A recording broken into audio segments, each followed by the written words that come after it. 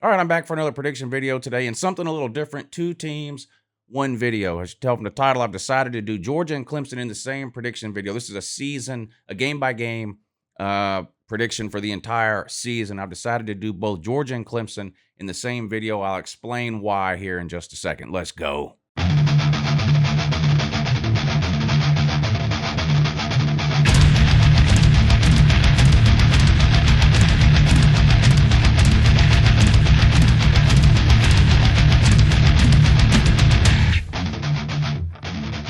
Oh, yeah, good morning in that, but it's Uncle Lou here, though. Yeah, that's right. It's me, Uncle Lou, and I'm live for you on LouTube today. So thanks for watching. I really appreciate it also, and in addition to that as well. Hey, subscribe to this channel if you're not already. Did you know I post college football videos almost every single day of the year? It's true, and believe it or not, some of them are even watchable. I don't know about this one. You'll have to let me know in the comments section down below what you think about this one. And if you think I get the records wrong for either of these two teams, be sure and let me know down in the comments which games it is you think I got wrong and what you think these teams' records will be. Okay, I've decided to do both Georgia and Clemson in the same video for a couple of different reasons. Number one, it's almost a waste of time for me to do a Georgia prediction video. Why? Well, I've been doing this for a long time, and for those of you that have been around here for a long time, you'll know this to be true. I've never predicted Georgia to go undefeated, ever. And I'm in a no-win situation. If I don't pick Georgia to go 12-0, then there's a certain segment, a large segment actually, of Georgia fans around the internet that tell me I'm an idiot, I'm not a real fan, how could a fan pick his team to lose, whatever, blah, blah, blah. Unless I pick Georgia to go 0-12, then everybody else who's not a Georgia fan tells me, well, you're just picking Georgia to win that game because you're a Georgia fan. You're just picking them to win this game because you're a Georgia fan. It's really a no-win situation for me as a Georgia fan. I don't hide the fact that I'm a Georgia fan. You know, I hear a lot of complaints from people about analysts and broadcasters and things on TV where they say such and such knows he's a Ohio State fan, or such and such knows he's an Alabama fan. I don't know why he don't just admit it. I admit it. Georgia is my favorite team. Now, I'm a college football fan. I like to say I'm a college football fan, but Georgia is my favorite team. I love all of college football.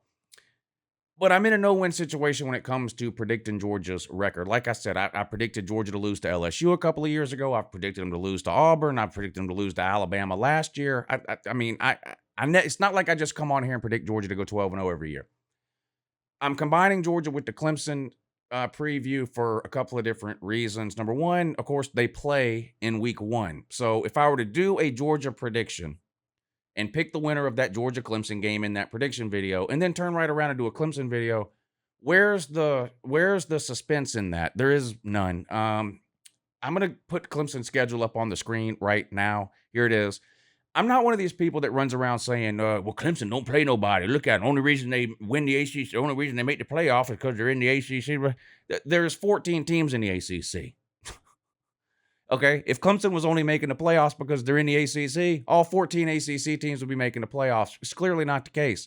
Clemson is an elite program. The only program that has accomplished more than Clemson over the last 5 to 6 years is Alabama. That's it. And Alabama is currently in the midst of the greatest dynasty in sports history, in my opinion. So saying that Clemson is second to that is not an insult at all. Clemson is on top of the football world.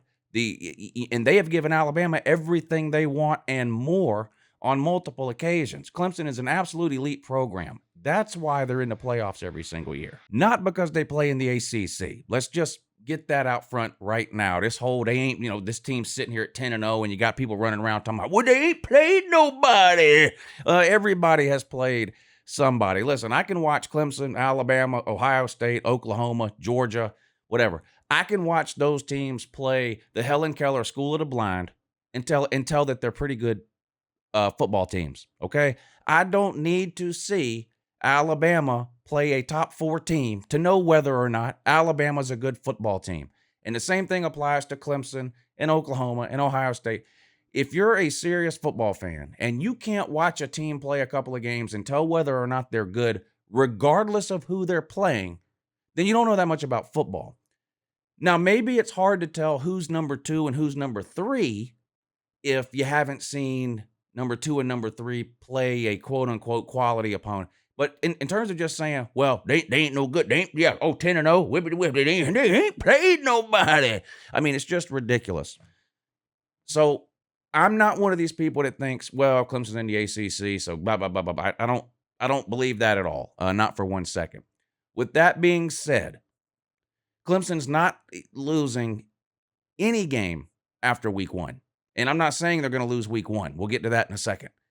Clemson's not losing another game. If they look at the schedule, South Carolina State win, Georgia Tech. I think Georgia Tech is a program that's headed in the right direction. Clearly, Georgia's a hotbed of recruiting. They finally ditched the old-fashioned triple option offense they had under Paul Johnson, and Jeff Collins is trying to turn it around. They've had 2 of their best recruiting classes in a long, long time over the last couple of years. I like their quarterback situation. If he can, cut the turnovers down. They got a good running back that I like. They got to do some work on the defense and the lines of scrimmage. But the point is, they're heading in the right direction. They got a long way to go to get where Clemson's at, though. And this game's in Clemson. Clemson will win. On the road at NC State. Is this the toughest game on Clemson's schedule outside of the Georgia game? I'm honestly asking. I'm being dead serious. Is that the most difficult game? I don't know, but that's a win. Home against Boston College. Now, this game maybe is a little interesting. Of course, the ukulele, Clemson's quarterback. And yes, I know how to pronounce his name, but I choose to call him the ukulele. You want me to pronounce it? It's DJ Uiagalelei.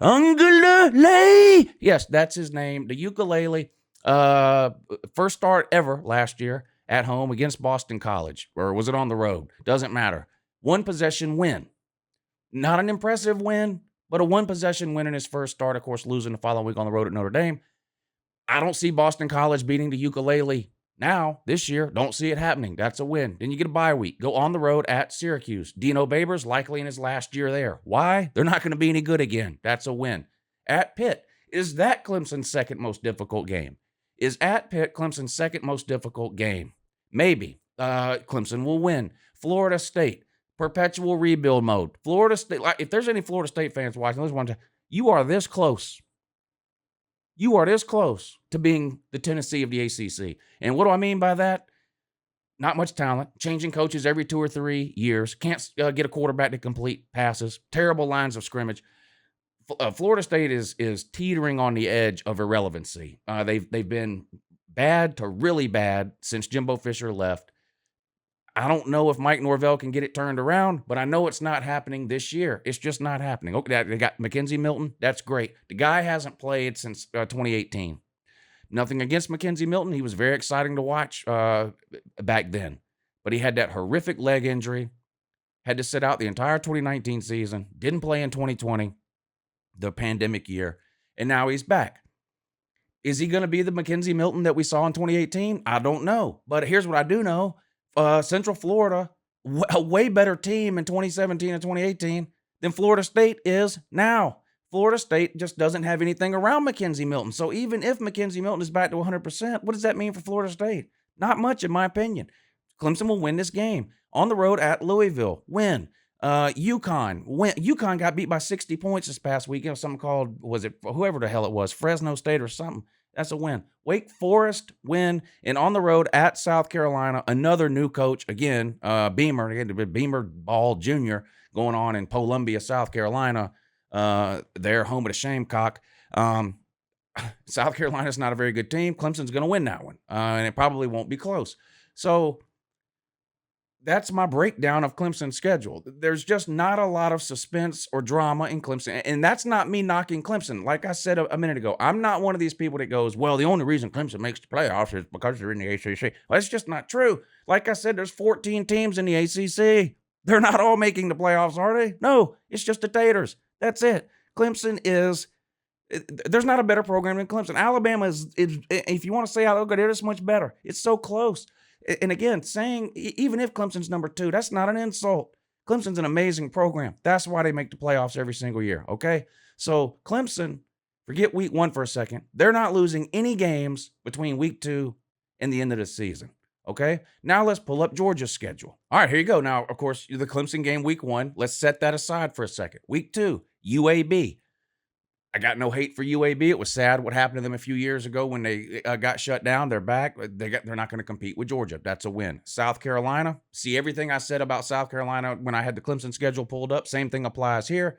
South Carolina's got to travel to Athens. You got these Carolina fans running around that because they beat Georgia in 2019, they think that means something in 2021. I mean, that's just insane. It's like winning the lottery today and then going, well, that means I must be going to win the lottery again tomorrow. No, you got lucky and you won the lottery in 2019. You scored. Georgia's defense gave up 1 touchdown in that game and lost. Okay, that was the worst offensive performance by Georgia that I've seen probably in 20 years. It was terrible. 4 turnovers, couldn't get first down. It was awful. Not taking anything away from Carolina's win, but the fact that you think that's going to recreate itself in 2021 is just ridiculous. That's a win for Georgia, okay? On the road at Vandy, probably going winless in the SEC. That's a win for Georgia. At home against Arkansas. Arkansas was a good story last year. New coach. They were better than people thought, but people are getting a little carried away with the Arkansas hype. They were 3-7. 3-7. So, yeah, that's impressive in that they hadn't won a single SEC game in 2 years heading into last year. But it's not like Arkansas is getting ready to take the next step to be able to compete with teams like Georgia, Texas A&M, Florida, Auburn, whatever, LSU, whatever teams you want to name. They're still in the lower half of the lower half of the SEC. That's a win for Georgia. On the road at Auburn. Talent deficiencies. Bo Nix is still there at quarterback. Several transfers along the defensive line. And a brand new coaching staff that I personally am not a believer in, the guy out of Boise State. Auburn is something like 3-13 against Georgia in the last 16 matchups, and we play every single year. It's hard for me to imagine Georgia losing that game. I will say this about this stretch of games, though, here. Georgia, to me anyway, Georgia's more likely to lose a game during the season than Clemson is. Again, setting aside week 1 for a second. Although there may not be any top 10 teams in this list, we'll see where Florida is. But if you just this stretch of games at Auburn, home against Kentucky, on the road against Florida, really neutral site game in Florida, and then home against Missouri. I happen to think Missouri is going to be a pretty good team this year. Could finish second in the East. If they don't, it'll be Florida. I'm not here to tell anybody that that's a group of 4 world beaters. But that's a tougher stretch of 4 games than any 4-game stretch that Clemson has. It would not shock me if Georgia dropped one of those 4. But trying to determine which one it might be, I don't know. Revenge factor in the Florida game, they lost their entire offense. I'm not a believer in Emory Jones. I haven't been since going back to his high school days.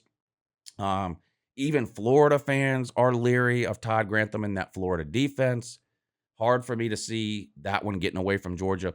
Missouri, they've been in the SEC for a decade. They beat Georgia 1 time. I don't see it happening again. So, I don't see Georgia losing any of those games. On the road at Tennessee, complete dumpster fire. That's a win by Georgia. The only question is how much. Charleston Southern. It's Charleston Southern. And then we finish things up on the road at Georgia Tech. Again, see everything I said about Georgia Tech when I did the Clemson prediction a few minutes back. But Georgia's going to win that game on the road at Bobby Dodd. So that's the reason why I've decided to lump these 2 prediction videos together into one, okay? Because to me, there's not much drama or suspense in either one of these schedules outside of week 1. Okay, so let's talk about Georgia for a second. JT Daniels returns. Regardless of what you think about JT Daniels, okay, he's a more exciting and with a higher potential than any starting quarterback Georgia has had, in my opinion, since Aaron Murray. That's not including Justin Fields, who is a generational talent, and we shit the bed. The way we treated him was criminal. Anyway, none of that matters now. That's water under the bridge. So you got JT Daniels. You got one of the best offensive lines in college football. You've got potentially 4 NFL running backs, and I'm not exaggerating. That's not hyperbole. Again, for people who have been watching this channel for more than a day, I'm the realest Georgia fan you'll ever talk to. When Georgia deserves to be reamed, when Kirby deserves to be reamed, if I think a player is no good, I have no problem saying it. Georgia has 4 really, really, really good running backs. Maybe there's not a Todd Gurley or a Nick Chubb on this team, but there are 4 NFL running backs on this team, that I can tell you. Zamir White, Milton, Cook, and McIntosh. And all 4 will play. The questions about Georgia heading into this game really are twofold. If I would have predicted this game back in January or February, I would have predicted Clemson to win. In fact, in live shows during the months of January and February, I said numerous times, Clemson probably winning this game. Reason I said that, I had concerns about Georgia's secondary at the time. We had lost several of our starters from last year to the NFL. We had several transfer out. We have talent in the secondary, but we didn't have a lot of experience. Well, over the next couple of months, Georgia goes into the transfer portal. They bring in Darion Kendrick from Clemson, Tyke Smith from West Virginia. These are two really good players. The Clemson man can tell me whatever he wants to about Darion Kendrick. Fact is, he was first team All-ACC defensive back. There wasn't another defensive back on your team that was first team All-ACC. There wasn't. So take that for what it's worth. You add him to the Georgia secondary. You add Tyke Smith to the Georgia secondary, who, according to Pro Football Focus, was the #1 returning safety in all of college football. And that increased my confidence in Georgia's secondary. So if you'd asked me to pick this game in maybe May or June, I probably would have picked Georgia. Well, then a couple of weeks ago, the injuries start for Georgia, right? First, Tyke Smith. Well, George Pickens goes down in the spring, torn ACL, out for the game. Tyke Smith goes down a couple of weeks ago. Darnell Washington goes down a couple of weeks ago. Both of those guys had to have foot surgeries. Kearis Jackson has been somewhat limited in practice, coming off of a minor knee scope operation over the summer. Dominic Blaylock has not played since tearing his ACL in 2019. The list goes on and on. Jackson Rosemy St. Jack, or whatever, Marcus Rosemy St. Jack broke his ankle last season. So there's some issues there. And that sort of backed me off of my Georgia, predicting Georgia to win the Clemson game a couple of weeks ago. Now it's game week. I don't think Tyke Smith is going to play. There are some rumblings that maybe Darnell Washington will play, although my money is still on the fact that he won't. So there are clearly some questions about Georgia heading into this game. Receiver, health of the receiving core as a whole, and sort of the secondary, right? Strengths of Georgia: the offensive line, the running game, JT Daniels. Strengths on defense: front seven. This will be the best front seven Clemson plays all year. Another one won't be close. Nakobe Dean might be the best inside linebacker in America. He'll definitely be an All-American, in my opinion, a Buckets Award finalist at the end of the year. The best middle linebacker we've had since Roquan Smith. Might even end up being a little bit better. He's the real deal. I have no worries or concerns about Georgia's front seven. I'll talk about Clemson. Quarterback, I know the ukulele's got all the talent in the world. However, talent isn't always enough, okay? You can't just pretend that he's not 500 as a starter. You can't. Now, whether it's right, wrong, fair, not fair, quarterbacks get way too much credit when a team wins, and they get way too much blame when a team loses. And the reality is, the ukulele is 1-1 as a starting quarterback. His win is against a come-from-behind victory against an unranked Boston College team, a one-possession win. And his loss is on the road at Notre Dame. So that's just reality. So if you think that a quarterback's trajectory is going to go like this, one possession come-from-behind win against Boston College in his first start, lost to Notre Dame in his second start, win against top 5 Georgia team in third start. In order to think Clemson's going to win this game, you have to believe that. You have to believe that's going to be the trajectory. Clemson's got an amazing wide receiver core, no doubt, no question about it. They did lose their top 3 receivers from last year. They got a ton of talent there, and they get Justin Ross back from a really bad neck injury a couple of seasons ago. I have some questions about Justin Ross. Now, if the Clemson fan is pointing to people like Dom Blaylock, Kearis Jackson, Marcus Rosemy St. Jack, those are 3 Georgia receivers that have been injured in the past that are playing in the Clemson game. And I hear the Clemson fans saying, well, they're coming off injuries, they're doing this, they're doing that. Dom Blaylock didn't play last year. Well, neither did Justin Ross. So any question mark that you want to apply to those Georgia receivers can apply to Justin Ross as well. Now, with that being said, Justin Ross is an amazing wide receiver, and I expect that to be the case on Saturday night. He's borderline uncoverable. Justin Ross isn't the type of player, in my opinion, that you can shut down. You just have to try to limit the effect he has on the game. I just think that's the best you can do. Clemson's most likely, I would assume, going to line him up in the slot a lot. Georgia's got to try to avoid having him matched up one-on-one, especially in man with linebackers to the best of their ability. Justin Ross is amazing. So the receiver core, great. Offensive line, question mark for Clemson, in my opinion. Right now, 4 days before kickoff, Clemson doesn't know who its starting center is. Now, maybe that's because they're, both the guys competing for the job are really, really good. But in my experience, usually somebody is better than the other. So it is a little strange to me. The center is an important position. I mean, he's the first player to touch the ball on every single snap. He's usually the offensive lineman that calls out the blocking scheme for that particular play based on where the Mike linebacker is and how the defensive front is arranged and things like that. It's a very important position. I don't know if it's not, I don't think anyone would say it's a good thing that you have multiple centers splitting snaps and reps heading into the game. So that would be a question mark or a concern for me. Clemson's running back situation. I'm just telling you, Clemson, man, your average college football fan can't name one running back on Clemson's team. And last year, they only could name one, and it was Travis Etienne. Now, I'm not the average football fan. I happen to think the freshman that you guys have is absolutely unbelievable. I don't know if he'll start in this game, but I expect him to play and play a lot. And I do expect him to be Clemson's primary running back by some point in this season. And maybe that's now. But if it's not now, it could be next week or 3 weeks from now or midway through the season. But I am a believer in him, even if the average fan might not know who he is yet. I do think he's really, really good. You look over on Clemson's defense. Clemson's defense is loaded, particularly the front seven. I also think this will be the best front seven that Georgia plays this year. I mentioned that for Clemson. I think Georgia's front seven on defense will be the best that Clemson sees all year. Same is true the other way around. I think Clemson's front seven will be the best that Georgia sees all year. They're loaded, particularly on the defensive line. Linebackers, a ton of experience with the James Skalski. Hopefully he's learned his lesson about targeting. The guy's got thrown out of more games, I think, than anybody in the history of college football for targeting.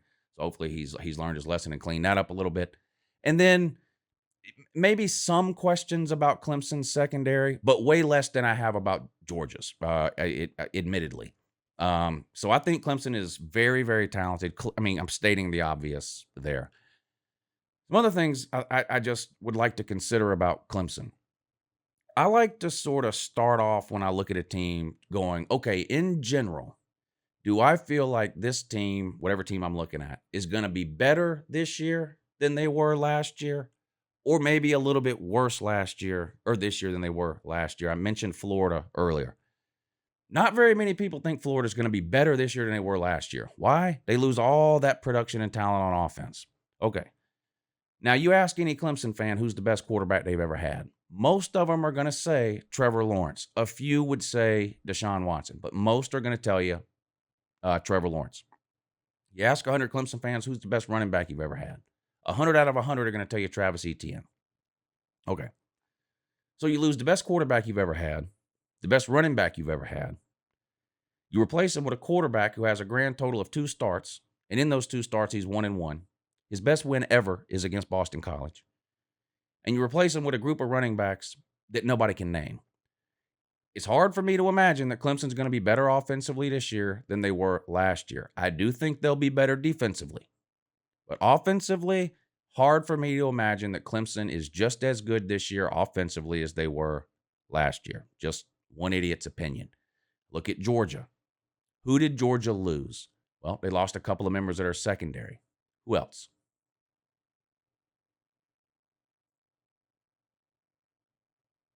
Nobody. All the running backs are back. The offensive line is all 5 stars. The deepest receiving room Georgia's ever had, even without George Pickens. Defense, like I mentioned, the front 7, unbelievable. Jordan Davis at nose tackle, Nakobe Dean. You're not running up the middle. It's not happening. You're going to have to figure out a way to run the ball because handing it off and running the middle is not going to work. I'm just telling you. I think this is going to be a great game. The spread started at 3, went up to 3.5. It's currently back down to 3. Clemson's favored. I'm kind of surprised the line didn't move in Clemson's favor. when Georgia announced all those injuries, but it didn't. It actually moved in Georgia's favor from 3.5 down to 3. It's a neutral site game played in Charlotte Saturday night. I went back and forth on this game like I admitted to you guys already. If I'd have picked this game in January or February, I would have picked Clemson. If I'd have picked it in May or June, I would have picked Georgia. If I'd have picked it 2 or 3 weeks ago when these injuries started piling up, I probably would have picked Clemson. I think Georgia wins the game. It's nothing against Clemson. Like I said, no matter who loses this game, in my opinion, the loser of this game is going 11-1. The winner is going 12-0. Both of these teams, in my opinion, will be in their respective conference championship games with an opportunity to win that game and make the playoff. Whether it's Georgia at 11-1 playing for an SEC title, or Clemson at 11-1 playing for an ACC title, I don't think either of these two teams will lose another game outside of week 1. But I am going to pick Georgia to win this one. Georgia goes 12-0, earns a trip to Atlanta for the SEC title game. Clemson goes 11-1, earns a trip to the ACC title game against either Miami or North Carolina, most likely. Georgia probably taking on Alabama or Texas A&M. I can't please anybody with a Georgia prediction. I already know that. So if you want to jump down in the comment section and tell me I'm a blind homer, that's fine. I tried to give my at least honest and fair assessment of both teams in this video. These prediction videos are not trash talk videos. They're my honest opinions. The trash talk is coming, though. Don't worry. Don't worry. Hype and hate on Friday. Hype and hate on Friday for the Clemson man. Good luck to Clemson this year. Let's hope for a great game on Saturday. I know that's what I'm hoping for. And it's going to be a good one. I'll be streaming the game, but on Patreon. So if you're a member of my Patreon page, I'll be streaming this game. I do 2 game streams every week, right? I do a stream on Patreon and I do a stream on YouTube, and it's up to the Patreon members which time slot I stream every week. So I put the poll up on Patreon, and the majority of my Patreon members want me to stream the primetime games on Patreon. So if you're a Patreon member, I'll post that link around 7:30. Just go to the Patreon page, click the link, and it'll take you to the live stream, and we can hang out and watch the primetime games together, including this Georgia and Clemson game. I'll be streaming the afternoon games, the 3:30 games on YouTube. Anybody that wants to come and hang out with us and watch the games is welcome. Welcome to join there. If you want to join the Patreon page, there's a link in the description of the video. It'll take you to the Patreon page. Just click the link. You can look around. If you decide you want to get signed up, you can hang out with us and watch the Georgia Clemson game. Anyway, I appreciate all of you tuning in. Good luck to both teams, and I'll see you again real soon. Have a good morning.